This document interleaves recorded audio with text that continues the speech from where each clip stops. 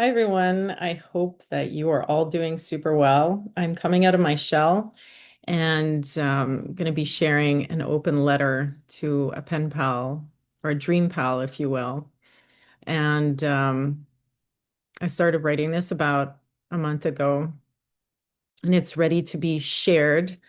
As co-creators, whether we share or not, we're always having our frequency is always having a ripple effect on the world around us. And there's some really beautiful energies coming through right now. I don't know if you guys pay attention to the cosmic weather, the psychic weather, um, but it's way more pertinent than the meteorological weather. Meteorological, such a word. And of course, political weather is last on my list. But I feel like this ancient wisdom is peeking through again.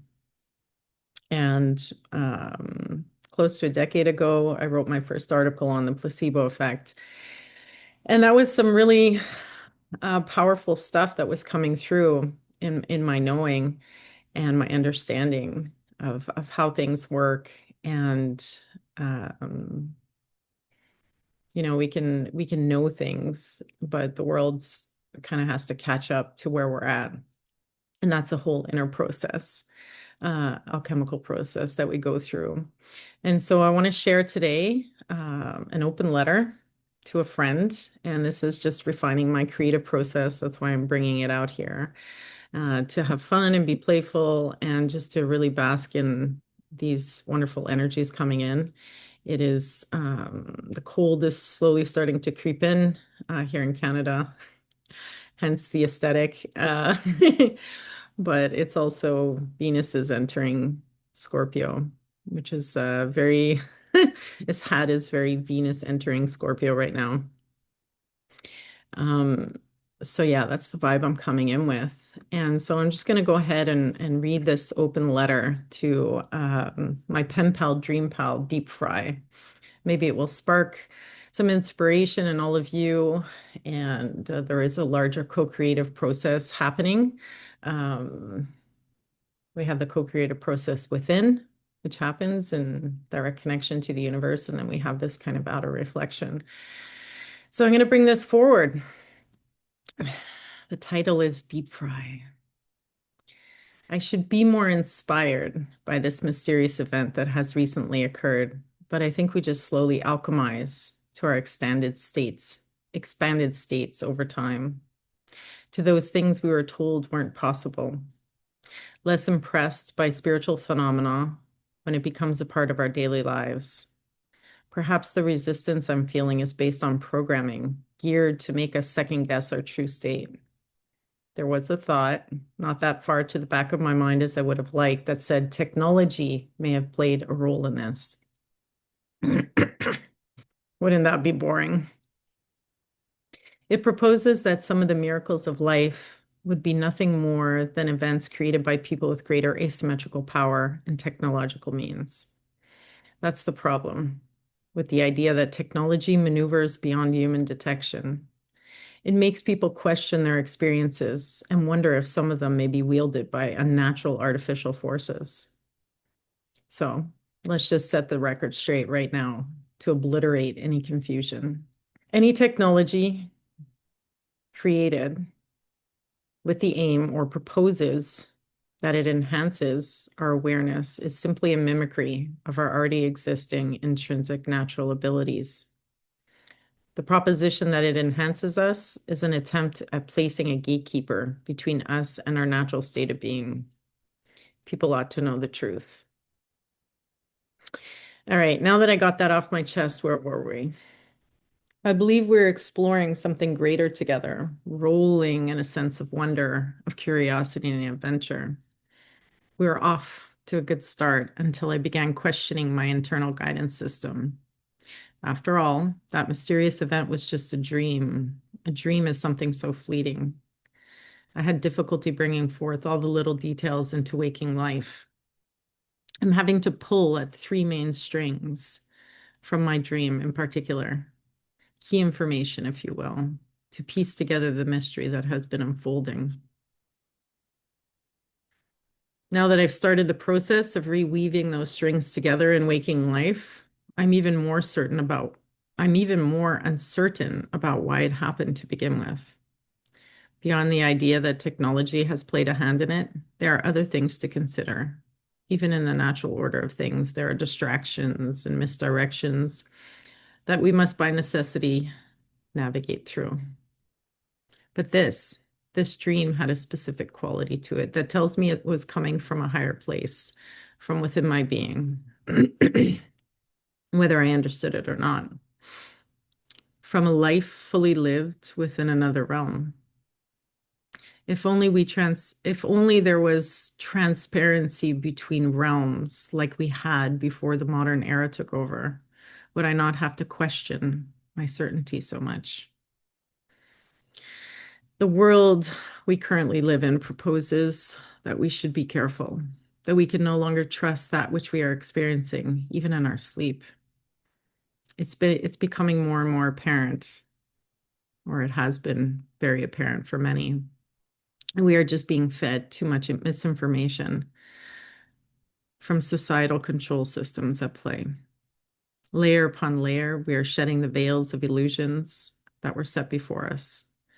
The frequencies currently emanating onto the earth right now are specifically meant to help us remember. I needed to get that off my chest. And I need to ask you, who exactly do you think you are? Pulling sophisticated strings to bring your awareness, to bring yourself into my awareness. What I ought to be doing is questioning what came first, the chicken or the egg. But as I know, as many of you know, universal law states it had to be both. As I sit here rubbing my chin, I could sense you wriggling around in your chair at home reading this, whether literally or in a dream. Not sure about whether you should laugh it off or move deeper into spiritual contemplations. There are ways in which we can get stuck in the madness of materialism. Hence, why my footnotes on the three-letter agencies might have struck a deep chord within you, beckoning you forward into plain sight. We are magicians here, after all, wielding forces beyond logic. Within that world, you had always seen yourself as a hero, but here within these halls, you might uncover your role as a villain. I can sympathize with that position. Life initiates us through different levels of awareness, and through that process, we are shown the multitude of perspectives where we are portrayed as being both, and yet we are always something more. Fish never see the water they're swimming in for what it is. They are like humans that have spent too much time wrapped up in bureaucracy, imbued in the thick smoke of institutional culture. Greater perspectives get strangled out the longer they stay swimming in that pond.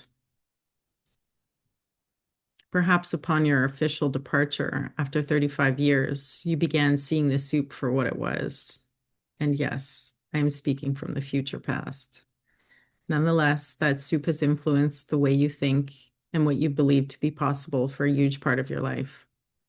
That mask that you had worn became part of your ego identity, obscuring your vision away from the true nature of reality. There is a positive side, there always is. We live in a world of paradox, after all.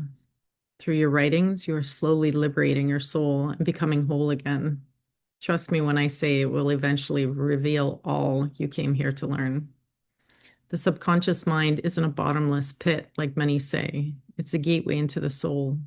There is no stopping this cosmic clock from tipping. Cosmic clock from tipping. Interesting. There's no stopping this cosmic clock from ticking. And with that, an unfolding of awareness, like a supreme lotus flower of consciousness blossoming from the tiny spaces between letters and the silent breaks between chapters. It even springs up from the automatic typing of plain punctuation marks. It is there, a forest that is alive and breathing consciousness into not just yours, but everyone's awareness. I should be more grateful to be a part of this larger process happening with you here and in our dreams. Another person out there striving to better understand themselves and how humans have come to create the world we live in. Sounds like the most important topic of the day to me. So thank you for that, for being a Dreamtime dancer. We are emotional creatures. That's the part that gets us to move, for better or for worse. We can't help but to be guided into the depths of the mysteries by none other than the bitter and sweet tastes of life left behind in the aftermath of our emotions that have ran high and low. I must confess something else that adds to this whole mysterious encounter. I recognized your face when I saw it, like I've known you for lifetimes. I recognized in your dark brown eyes the courage you've had to cultivate to keep your soul activated, the compassion that allowed you to keep striving for something greater in the softness of your face. It's as though I stared back at you for countless hours during heartfelt conversations. We are all connected in so many more ways than we can even put words to at this point in time. I suppose if you have been reading my creative expressions for the last 8 years, it may have connected our souls through the fabric of consciousness. Maybe if I met all my readers, I would feel as though I recognized them. Being a writer yourself, have you experienced that before? I can almost hear you saying logically, that's not how it works. Get yourself together, deep fry. Your mind just fabricates stories to fill in the blanks. Yeah, my reply to that is please take a moment to consider how this magic mirror works. Does this mean I was weaved into your reality because I was destined to wake you from some sort of sleepy slumber? I'll try not to be too judgmental. Sleepy slumbers are born from survival, nothing more, nothing less. That's the cosmic joke. The divine illusion of paradox inherent within this realm. All of this theorizing proposes that you must have weaved yourself into my reality for the same reason, to wake me from some sort of sleepy slumber. So let us both bow our heads to each other in gratitude. Through death comes birth, through pain and suffering come solutions. The key is to get beyond writing about the pain and suffering part, beyond the who, what, when, where, why, and how that suffering was created. Don't get me wrong, it's a necessary phase, but those are just still decaying words. The solutions lay beyond these messy details and undigested emotions. Solutions. That sounds like the right arrangements of letters, doesn't it? I assume that is where you thought you were going until you had that big boom wake-up call, then fall. The one that shook you to your core and dragged you to your knees. Yeah, that one. Something we are all destined to experience in one form or another here. How can we forget it? We ought not to forget it so as to prevent humanity from rising, but then just repeating the same cycle of mistakes over and over. I'm sure you agree that in retrospect, that apex moment was necessary for the soul. There's an order to these things, universal laws. There's no way of sidestepping the process. Besides, it's behind us now. And what comes next is the rebirth, not just for ourselves, but within humanity. We're moving from documenting decaying frequencies to creating solutions with living words that breathe life force once again onto this planet. This is starting to sound like a love letter. Now, first things first. Okay, we have to hash out a few details before moving forward. I guarantee you there's still one crucial truth most don't get. And please don't take offense to this. It's not something anyone in the research department would be taught. To use your jargon, let me just say that this is the highest level clearance intel I'm going to share with you. The last thing you need are more people hoarding secret information from you. No one alive is a foreigner to such impositions these days anyway. Right? You're probably shouting, spit it out already. The longer I hold back on writing what that very important top secret thing is, the more I feel this sense of power growing within me, trying to convince myself to hold on to it longer. I need you to know about this human tendency because that's an important part of the story and why people hoarding power do it. Yep, this part is important enough that I'm going to take a ceremonial break at the risk of losing the motivation to keep writing this letter to a real life person that I distinctly met in my dreams. And I took a very long break from writing at this point. And when I came back with another analogy, pointing to something important that I also need to talk about. The act of top secret information being withheld is simply a mechanism to temporarily delay previous thoughts and ideas from spiraling further out into creation. It attempts at slowing down a process that has already commenced to obtain a more favorable time. It places a choke on the wheel of momentum, slowing down the process of the scales of justice from returning all to balance. Now for the quote unquote deep level intel. Drum roll, please. Fact is, thought inevitably creates ideas, and ideas inevitably create the world. Sounds anticlimactic because you know, and I know, and let's face it, most people who know anything about anything would agree to this matter. The issue here is that most people don't know how to wield the process. And on top of that, those that are succeeding are the ones that know how to have thoughts reflected through millions of minds daily to create a reality in which the majority do not consciously agree to co-creating. We are talking about the difference between algorithmic forecasting versus natural attunement. And natural attunement is not something you can purchase or even be taught. It's something that you become as you spiritually evolve. So let me ask you this. If most people would agree that ideas create the world, why would they spend their lifetimes asking who, what, when, where, how, and why questions about what it is they do not wish to create? This is what we've been taught to do, to be very good at disagreeing with what we don't wish to see in the world, what we don't wish to see in this realm. It's counterintuitive to how attunement works.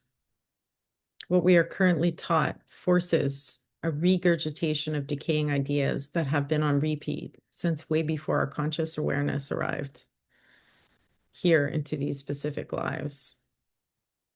We need to reawaken the power of creational forces by first changing our state of being through a resynchronization process to nature and natural forces. This is what people refer to when they're talking about aligning to our true natural templates. If not, history repeats itself, and we just keep going around and around in a circular motion, like dogs trying to catch their tails. In order to get to the solutions part, we need to simultaneously assimilate and disown much of the information fed to us by the machine, allowing ourselves to fully anchor into the present moment. It's the only way to cultivate an authentic state of being, creating the proper foundations to prevent minds from reflecting what they are seeing. I'll just repeat that last sentence. It's the only way to create the proper foundations to prevent minds from reflecting what they are seeing. Not the top level intel you are hoping for. If it makes you feel any better, me neither. It proposes that everything is backwards and that what we need to do first is an internal job related to the way we connect to our internal navigation system and thus process outside stimulation or outside stimuli. We ought to reduce things back down to first principles, right? to then start back up fresh in the right direction. Never mind those spiders, deep fry. First, there was frequency, and out of that light, then came sound, and then more sophisticated sounds like words, and eventually a solidification of light and sound into matter. Yes, that is the process we are refining here. I'm really going to be altering the field with this one. This throws a whole wrench into the techno-feudalist enslavement programs. So how do we pull back the curtain to reveal the mechanisms hidden within their Ouroboros? Especially when the inversions are embedded into most languages, modern languages around the world today? Well, we're going to have to work at it. Deep fry. Deep fry. Your name has a few different meanings, by the way, which you may or may not be aware of. One pertinent translation is victorious, focused energy. It's a bit of a mouthful, so I had to shorten it down to deep fry, the most common and literal translation. I hope you don't mind me taking the liberty to do so. Plus, it's kind of fun to say. Frequencies from within the many layers of self magnetize to the receptive part of the mind specific outside information. What is magnetized gets absorbed into the subconscious mind when the mind isn't awakened enough to filter it out and choose consciously what it wishes to accept in. The unawakened, active part of the mind reflects back out into the world what it has accumulated within the subconscious and unconscious realms. This is the process that creates unconscious co-creations into our shared reality. When the mind and heart are awakened, clarity and wisdom, the active part of the mind co-creates consciously through projecting out ideas that it has spent time refining and cultivating through a process of deep shadow work and contemplation. In both cases, what we're receptive to leaves visual imprints within the collective consciousness and unconscious mind. The collective conscious and unconscious mind is a shared substance which creates shared reality. As an example, if we are unconsciously receptive to fear, we unconsciously reflect fear back out into the world. If we are consciously receptive to love, which is a solutions-oriented frequency, we project solutions back out into this realm. The collective unconscious and consciousness, the collective unconscious and consciousness is held within the ionosphere, a realm of a specific frequency which exists around the earth, kind of like a layer around the auric field, and is somehow connected to the cradle of humanity. There's still downloads coming in about that. Depending on the frequency that each person attunes to, determines what they unconsciously and consciously select from the ionosphere as the experience of what they are seeing reflected back at them. If we can spend more time teaching others about the connection between states of awareness, from receptive states to active states relating to visual and oral stimuli, it will be easier for humans to fine-tune the awareness of this process of absorption and reflection intertwined within the co-creative process. We're in here deep now, deep fry. By doing word etymology, you come to know that most modern languages contain within them the false history of humanity. So it's a bit of a challenge and a delicate dance to explain these things using the English language, for example, in trying to describe ancient or better ways of being and existing in the world. Our words ought to be spun more carefully, leveraging focused states of being to string together greater expressions for humanity.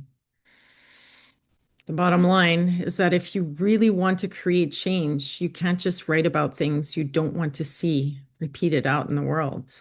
especially not from a feeling state of fear, hopelessness, or worse, boredom and meaninglessness.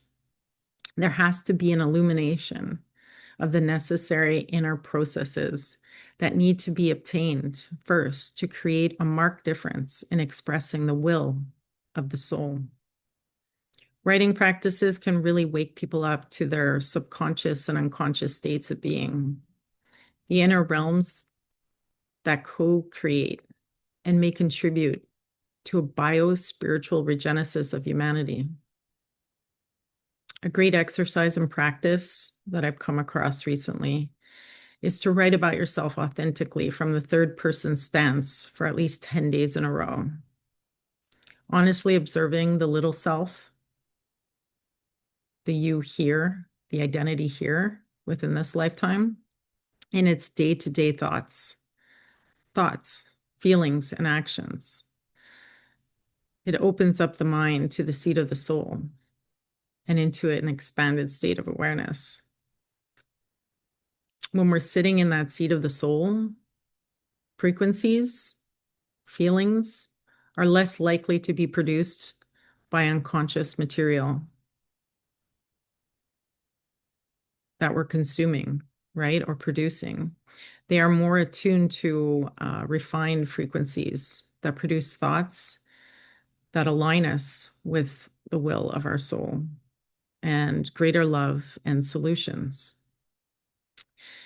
I know that's a lot, but please give what I've just shared a chance to be digested by your contemplative mind before disregarding it all as an unsurmountable task.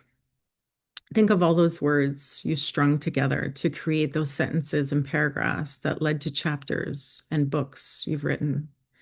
Take a moment to consider the webs they've weaved. If what I'm proposing to you is in fact accurate,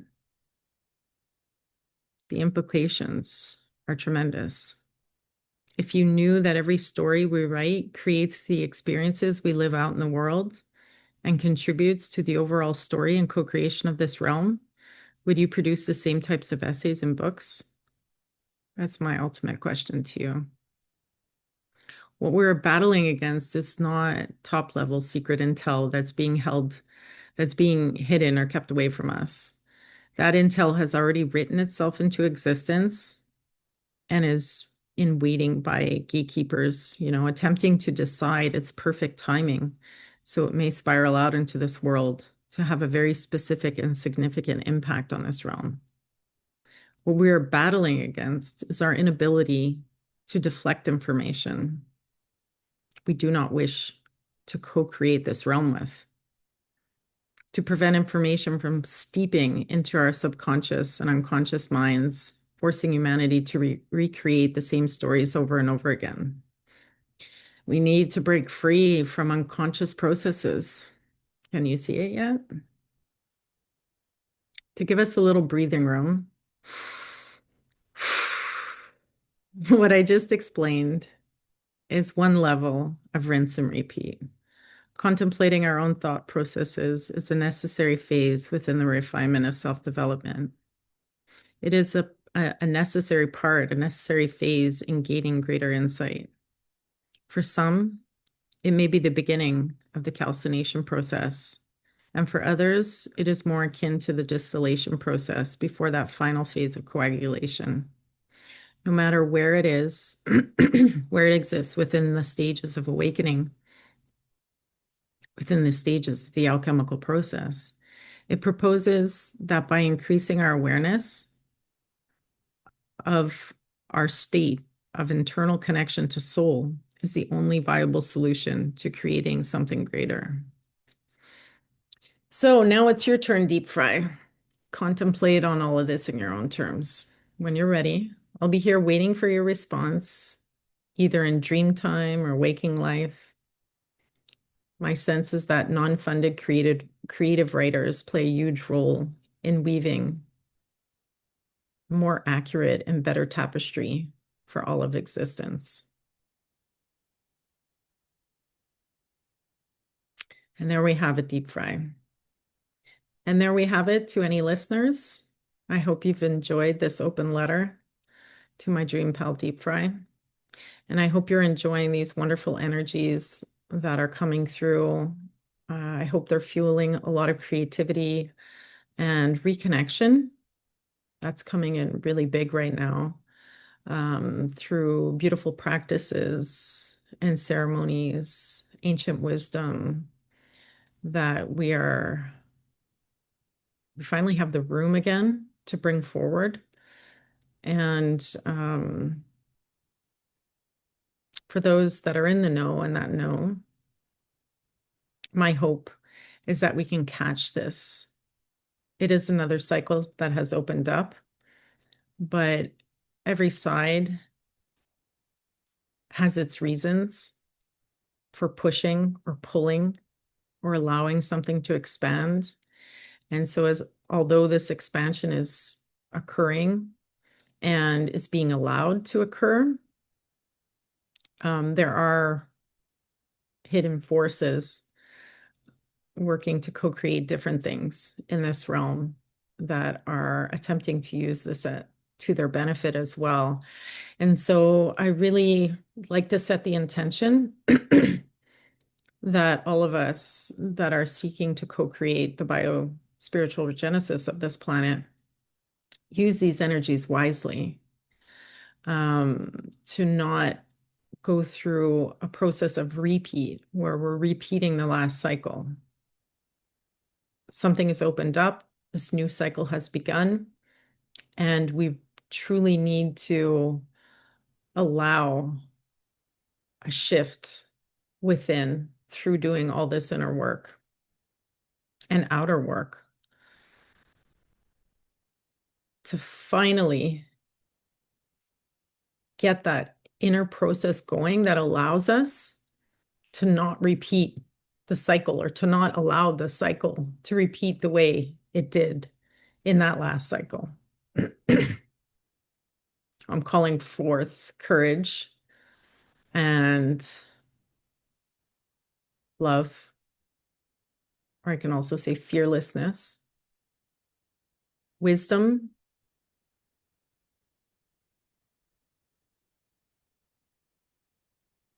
and really deep introspection within the collective.